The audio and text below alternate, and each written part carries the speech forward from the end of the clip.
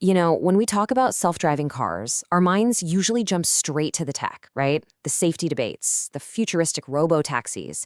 But what if I told you the biggest development right now isn't about any of that? It's about your wallet. Something huge is happening in the financial world that could signal a massive shift. And believe it or not, it all starts with your insurance bill. So let's just cut right to the chase. 50%. This is the number that's got everyone in both the tech and insurance industries turning their heads.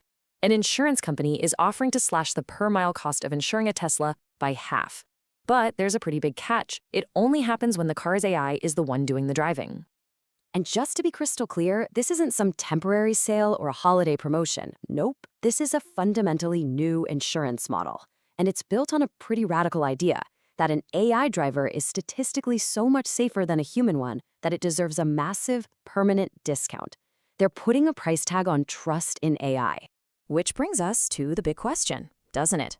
Is this the moment? Is this the tipping point where the self-driving future finally starts to pay off on all those promises we've been hearing about for years? Or is there a little more to the story? Well, that's what we're going to unpack. Okay, first, let's break down the announcement itself, because this is where a long-talked-about theory that AI drivers are safer suddenly gets a very real dollars and cents value attached to it. So here's the deal. This digital insurer, called Lemonade, is launching a brand new product, and it's for Tesla owners with full self-driving, or FSD. The pitch is incredibly simple. Engage FSD, and your per-mile insurance rate gets cut by about half. It's kicking off in Arizona this January, with Oregon coming right after. And the why is the most important part. Lemonade says their data models are screaming that miles driven by FSD are just that much safer. So you might be wondering, how on earth is a discount that massive even possible? Well, the secret sauce here is that they are completely throwing out the old insurance playbook. This has nothing to do with your age, your driving record, or where you live. It's all about letting the data from the car itself do all the talking. And here's how it works in practice. As a Tesla owner, you connect your car to the Lemonade app. Then, anytime you're driving with FSD engaged, the car sends a live feed of telemetry data straight to Lemonade's AI. We're talking sensor data, software versions, everything. This lets them price your risk mile by mile, with a kind of precision that traditional insurance has only dreamed of. And this quote from Lemonade's president, Shai Wininger, just nails the whole philosophy. He says, "A driver that can see 360 degrees, never gets drowsy, and reacts in milliseconds isn't like any other driver." And that's it, right there. They're not just treating the AI like a good human driver, they're saying it's a whole new category of driver. And they're betting big that it's fundamentally safer. Now, here's what makes this so wild. Tesla has its own insurance, and it offers maybe a 10% discount for using FSD a lot. Lemonade is just waltzing in and offering 5 times that amount. This isn't just an aggressive move, it's a radical one. It signals a level of confidence in the safety data that is, frankly, off the charts. But let's be real, cheaper insurance for you and me isn't the final destination here, not even close.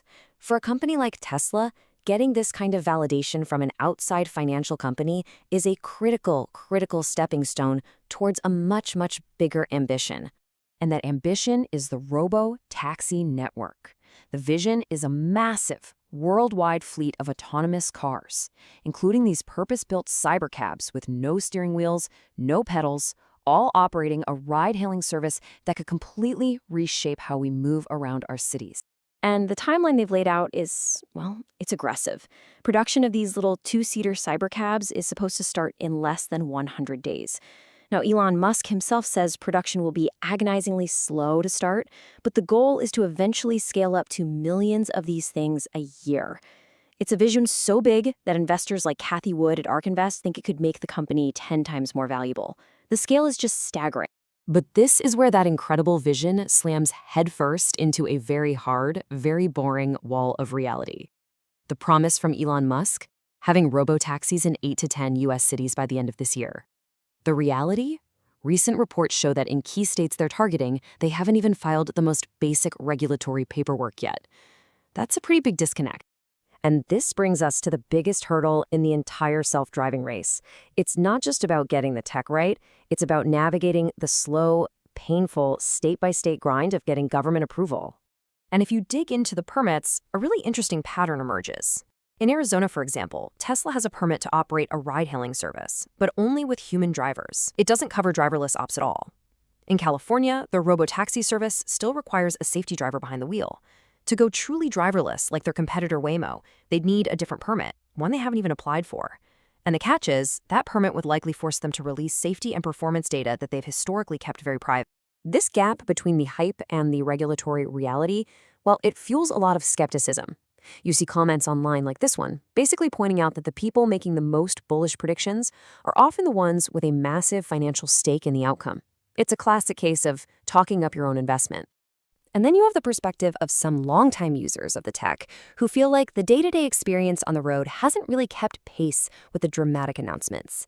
For them, the leap to a fully trusted, no supervision needed system still feels pretty far off. So to really understand what's at stake, we have to zoom out and look at the whole playing field. Because despite dominating the headlines, Tesla is absolutely not the only player in this high-stakes game. The competitive landscape is complex, and everyone's taking a different approach. If we use the industry's standard SAE levels, you can see the different strategies. You've got Waymo, which is part of Alphabet, already at level 4. That's true driverless within certain mapped areas. And they're operating in multiple cities using a whole suite of sensors. On the other hand, you have Tesla, pushing a vision-only camera-based system that's at level 2+ and still requires driver supervision. Its big advantage is that it's on hundreds of thousands of customer cars collecting data every day. Then you have other giants like GM's Cruise and Amazon's Zoox also chasing that level 4 goal. So this brings us right back to the central conflict at the heart of the whole self-driving story today. We have this powerful new piece of financial evidence on one side and some very stubborn, bureaucratic realities on the other. And it all really boils down to this. The bull case says this 50% discount is the ultimate proof.